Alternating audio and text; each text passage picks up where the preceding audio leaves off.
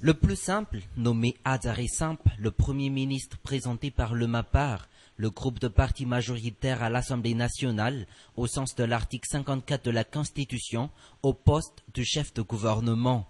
Une solution qui lui permettra en même temps de résoudre la crise et d'obtenir la caution de la majorité. Mais il pourrait aussi envisager la dissolution de l'Assemblée nationale. La Constitution, en son article 60, permet au président de la République d'y procéder.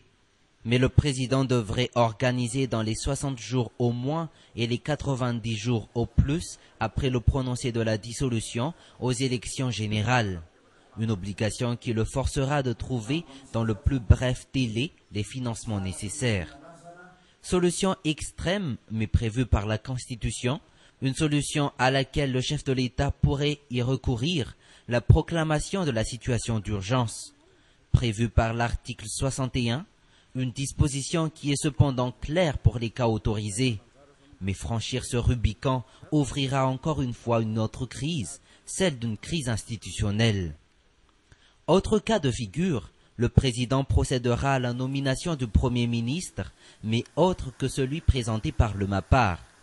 Dans ce cas de figure, le décret de nomination qu'il prendra pourrait être considéré comme une violation grave de la Constitution, compte tenu de l'avis de la Haute Cour constitutionnelle du 17 février dernier.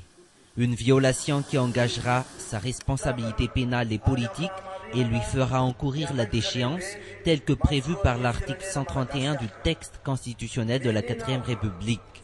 Une sanction que la Haute Cour constitutionnelle pourra prononcer exceptionnellement en l'absence de la Haute Cour de justice au terme de l'alinéa 2 de l'article 167 du même texte.